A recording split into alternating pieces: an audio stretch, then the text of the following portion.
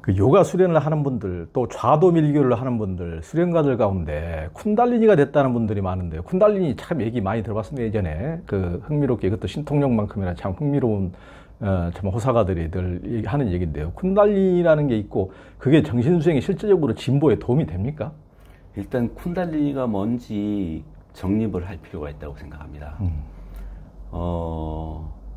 제가 이제 요가 해부학을 집필하면서 저도 생각을 정리해야 될 필요가 있어서 자세하게 자료들을 조사하고 그러면서 제 수련을 통해서 점검한 내용하고 대입을 해보기도 하고 그러면서 이제 생각이 정리가 됐는데요. 일단 쿤달리니는 이제 차크라를 통해서 나디 그 한의학에 비유되면 이제 차크라는 경혈쯤의 비유가 가능할 것 같고 나디는 경락의 비유가 될 것 같은데 이 경혈이라고는 하지만 이게 나디마다 얘기하는 게 아니고 몸의 센터 중심 척추를 따라서 7군데 8군데 그 센터가 있다고 표현을 하거든요. 차크라는 말 그대로는 바퀴를 얘기합니다. 수레바퀴. 다시금 얘기하면 이제 동심원인데 이걸 왜 동심원이라고 표현하겠는가 생각해 보면 우리가 명상 중에 체험하게 되는 게 세포의 떨림이 진동처럼 벌어질 때에는 마치 잔잔한 연못에 돌멩이를 던졌을 때 파동이 있는 것처럼 진동으로 이렇게 느껴지기 시작하는데 공감하는 측면에서 말씀을 드리면 그 7가지 센터, 8가지 센터가 가장 민감하게 반응하는 곳이긴 합니다. 제일 먼저. 그런데 이 수행 의식이 깊어지면서 온몸의 세포가 열리게 되면 그런 차크라가 아닌 곳이 없게 되는 단계를 지나가게 됩니다. 이제 우리 윗바사나에서는 일어나서 사라지고 이 무상을 체험하는 단계라고 표현하는데 세포 하나하나가 일어나서 사라질 때 그런 파동이 동심원처럼 물결치는 것들을 경험을 하게 되거든요. 요것은 상카라 아니면 마음이 어디에 존재하느냐는 질문에 대해서 뇌 과학을 공부하시는 분들은 뇌 어떤 특정 부분을 가지고 얘기하는 분들이 있어요. 근데 이제 수행을 통해서 경험적 차원에서 말씀을 드린다고 한다면 저는 마음은 온몸 곳곳에 세포 하나하나에 있다라고 말씀을 드립니다. 이것은 그 인드라 망이에 대한 브람마잘라하고 같은 연결성을 갖고 있는데 현대 물리학에서 그 가설 실험을 했는데 수영장을 그 순간 냉각시킬 수 있는 장치를 만들고 고요한 상태 수면에 한쪽에 돌멩이를 던져서 동심원이 퍼져나가지 않습니까? 그것을 순간 냉각시키면 그 파동이 남아있겠죠, 어딘가에. 근데 돌멩이가 떨어진 부분이 아니고 저 반대편 어디에 얼음을 깨서 빛을 투과시키면 돌멩이 모양이 나온다는 거예요. 어디를 깨든지 간에. 예. 그거는 우리가 인터넷을 통해서 정보를 공유하면 딴 데 어디든지 볼 수 있는 것처럼 정보가 공유된다는 얘기를 하고 있는 거거든요. 그런 측면에서 저는 신체 뇌의 어떤 한 부분이 아니라 정신과 몸이 결합된 이 현상은 우리 주시가 어디 되느냐에 따라서 거기서 반응이 일어날 수밖에 없어요. 그러면은 굳이 7군데, 8군데가 아니라 내 의식이 가는 곳마다 파동으로 변화되는 체험을 하게 될 겁니다. 그런 측면에 있어서는 차크라를 부정하진 않지만 그게 대단한 의미가 있지 않다라고 생각을 하게 되고요. 그리고 그 과정 중에 온몸이 열리게 되면 사람들이 얘기하는 쿤달리니라고 하는 것처럼 척추를 타고 짜릿한 어떤 흐름의 변화가 일어나기도 할 거예요. 부정하지 않습니다. 그런데 그것이 그러면 정말 깨달음의 단계냐라고 질문하게 된다면 그것은 그렇지 않다는 말씀을 드립니다. 왜냐하면 아까 말씀드렸지만 우리가 물심 현상이라고 할 때 제가 감히 삼라만상이 무심 현상이라고 말씀드렸는데 이것은 물질 세계 안의 현상이에요. 그런 현상이 없다, 그런 현상이 안 일어난다가 아니라 그런 현상이 있고 그런 현상이 일어납니다라고 공감을 해드리면서도 그렇지만 그것이 물심 현상 내에서의 이야기고 깨달음의 경험이 아닙니다라고 말씀을 드립니다. 고행가 선생님에 의하면, 아니 부처님에 의하면 깨달음의 그 순간은 삼냐 베다이탄으로다 구차제장에서 드러나는 한 생각도 일어나지 않아야 되고 어떤 감각도 일어나지 않아야 됩니다. 그것은 감각 체험일 수가 없습니다. 그러니까 우리 많은 사람들이 소주천이 됐다, 대주천이 됐다, 아니면 쿤달리니가 각성이 돼서 꼬리뼈로부터 정수리까지 뭐가 확 치고 올라갔다 표현하는데 미안합니다만 그 현상이 벌어지지 않았다고 부정하는 게 아니라 다 공감을 해드리면서도 그것은 깨달음의 경험이 아닙니다라고 말씀드립니다. 네. 사실 명상을 지도하다가 많은 분들이 어떤 체험을 했다고 주장을 하시는 분들을 종종 만나게 됩니다. 그럼 그때마다 제가 드리는 말씀이 있어요. 그러니까 저한테 깨달음을 점검받으려고 하시지 마시고 집에 돌아가셔서 그 경험 이전과 그 경험 이후에 무엇이 달라졌는지 점검해 보십시오라고 말씀드립니다. 삶 속에서 긍정적인 변화가 획기적으로 일어나지 않았다면 저는 그렇다고 해서 작은 깨달음을 무시하진 않습니다. 작은 깨달음도 그 나름대로는 소중하지요. 그렇다고 한다면 자기가 그만큼 발전했구나 하는 이정표로서 받아들이고 발전을 계속해 나가면 되고 그것이 삶의 변혁이라고 할 만한 큰 변화가 아니라면 아직 더 나가야 되는구나 하고 또 겸손하게 수행을 계속 이어나가시면 된다라고 말씀드립니다. 네. 가장 중요하신 말씀이네요. 가장 너무나 핵심적인 말씀이고 일체 모든 것들은 거의 경계고 경험은 경험이고 그것이 뭐 이제 고행과 이파사나, 특히 이파사나가 이제 그런 부분에서 굉장히 냉철하죠. 다만 지켜만 보라. 뭐 좋은 경험이든 나쁜 경험이든 뭐 좋은 것이 일어나든 나쁜 것이 일어나든 다만 지켜만 보라. 아주 얼음처럼 차가운 우리 이제 지도법사님들이 주로 얼음처럼 차갑게 그렇게 이제 말씀을 이제 해 주시죠.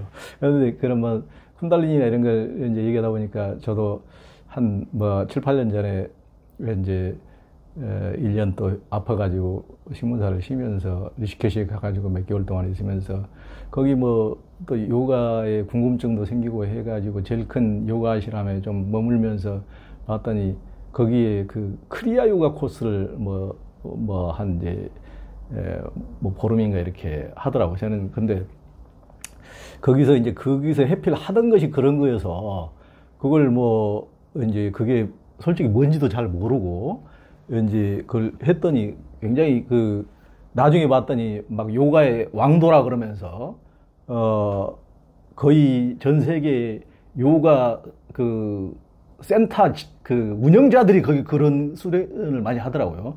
그 틈에 해서 무슨 벌어지지도 않는 아사나로 이제 2주 동안 하느라고 고생을 이제 많이 했는데, 거기서, 그러니까 7개 차크라를 개발한다는 굉장히 인위적인 이런 훈련, 호흡이라든가 막 귀를 막고 막 하는 온갖 것을 해봤어요. 이제 해보고 느낀 것은 이게, 이제 굉장히 이게 조금 뭐란가, 너무 인위적이다. 이런 좀 느낌, 이렇게 좀 고요하게 뭔가를 이렇게 이제 지켜보는 명상하고는 조금 이렇게 멀고, 뭘 막 귀를 막고, 뭘 막 소리를 막 온갖 구멍은 다 막고 하다 보면은 뭔가 뭐 보이기도 하고, 뭐 안 보일 수가 없어요. 보면은 뭐 다이아몬드처럼 보이기도 하고, 뭐가 부서지는 것 같이 보이기도 하고, 뭐 귀를 다 막고 뭐 소리 내면 이제 그렇게 되는 거죠, 당연히. 우리가 하긴 하는데, 너무 이게 인공적이고 인위적이고 뭔가를 만들어내기 위해서 뭔가 현상을 이게 이제 정신의 진보하고 이게 큰 관련이 있을까 싶은 같은 그런 생각이 좀 들긴 들더라고요. 사실 저도 그 윗바사나가 마음에 다가왔던 큰 이유 중에 하나가 인위적이지 않다는 거였거든요. 그 세상에 인위적으로 하는 방법, 기법들이 많이 있습니다. 그것도 그렇게 인위적으로 집중적으로 하는 만큼 현상들이 벌어지고요. 그런데 그것은 그 인위적인 조건이 없을 때에는 벌어지지 않게 된다는 얘기가 되거든요. 그러니까 있는 그대로 속에서 자기 자신을 지켜볼 수 있는 것. 그것은 자연의 대상이 되지 않고는 불가능합니다.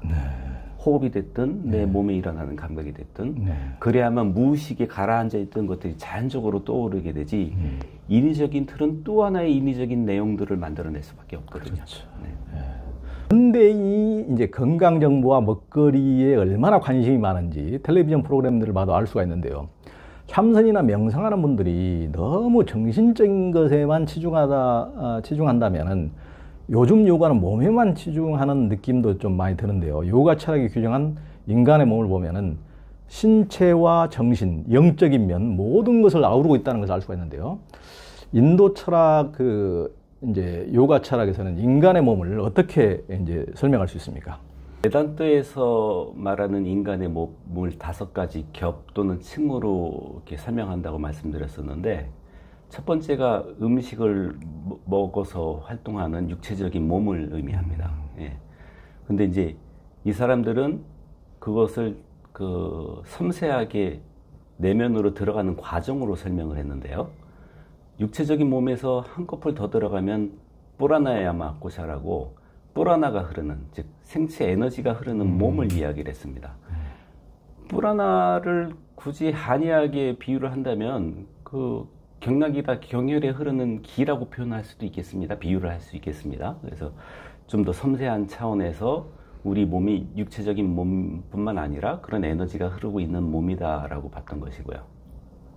근데 여기서 한 가지 더 나아가게 되면은 마누마야 꼬샤, 그 안에 마음이 작용하는 몸이 있다라고 얘기하는데, 이 마너스, 마음을 칭하는 산스크리트와 빨리어 단어가 3가지가 됩니다.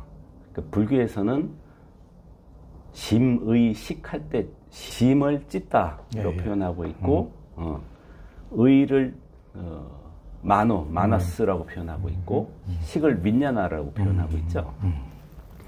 근데 이 요가 쪽에서 이 산스크리트로 마너스 똑같습니다. 그 부분은 똑같은데, 윈냐나 대신에 부띠라고 표현을 해요.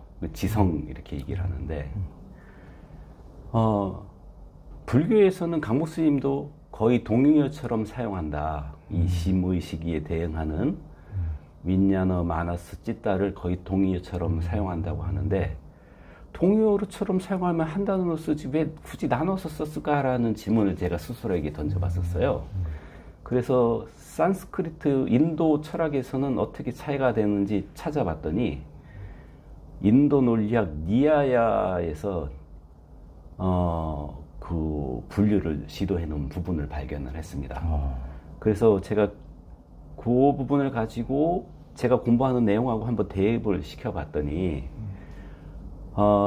상키에서 말할 때 아까 말씀드렸던 순수식 뿌루샤가 물질 뿌라꾸리띠와 만나서 펼쳐질 때 제일 먼저 드러나는 게 우주의식 마하뜨가 드러나게 되고, 그것이 개체의식으로 분화될 때 드러나는 게 부띠, 지성이 먼저 드러나고, 아함가라 자의식이 붙고 마너스 마음이 작동한다라고 이제 표현을 하는데, 여기서 말하는 부띠는 불교 용어하고 대입하면 윈냐나에 상응한다 볼 수가 있어요.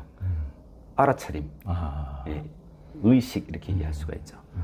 마나스는 마음인데 생각하고 판단하는 표면의식이라고 해야 될까요?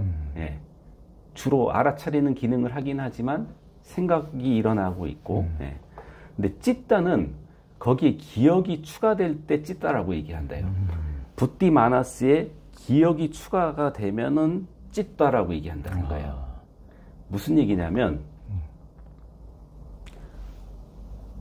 식하고 의에 기억이 추가가 됐을 때 심이 된다는 얘기를 하고 있는 거예요. 상ಖ್야 철학에 의하면. 그러면 이 심을 무의식으로 표현할 수 있겠습니다. 그러니까 온갖 것이 한꺼번에 기억이라고, 그러니까 우리가 그 스윙을 하다 보면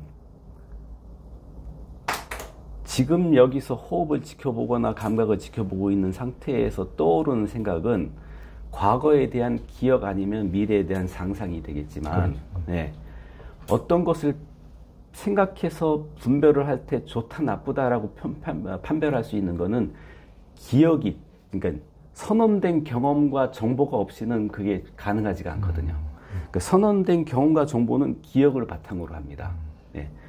그래서 요 찢다라고 하는 거는 모든 것들이 한데 어우러져서 쌓여져 있는 시면을 얘기한다고 볼 수가 있고, 만호 자체는 지금 순간에 생동하면서 벌어지고 있는 현재 마음 상태라고 볼 수가 있겠죠.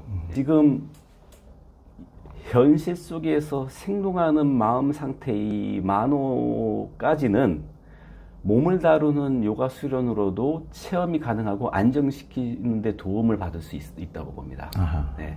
그런데 그 다음 단계, 만호의 단계, 민야나 마야코샤 해가지고 민야나 시계 단계로 진입하기 위해서는 반드시 내면화된 명상을 체험을 해야 된다라고 생각을 합니다. 그래서 그 다음 단계는 반드시 명상을 해보라고 권유를 드리고 있죠.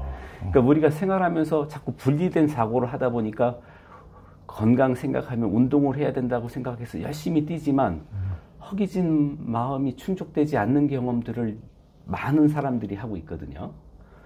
그래서 뭐 영화를 본다든지 음악을 듣는다든지 하지만 충족되지 않는 부분이 생기게 되고, 이런 부분들은 마음으로 해결해야 될 부분이거든요.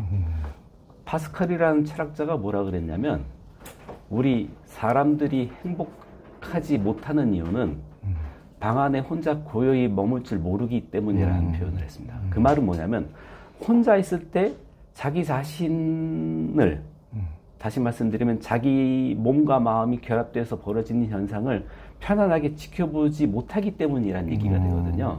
그래서 그것을 이리저리 끄달리고 동요하지 않고 편안하게 지켜볼 수만 있다면 우리는 깜방 안에 혼자 들어있던 외딴 산속에 혼자 있던 큰 차이가 없다고 생각합니다. 그렇죠. 그러니까 몸의 심층까지 이제 최종적으로 마지막에는 이제 아난다모야 꼬셔까지 고요한 기쁨이 깃든 텅 비면서 충만한 영적 이제 그런 각성까지 느끼는 단계, 몸을 그렇게 5가지 층으로 설명해 주셨습니다.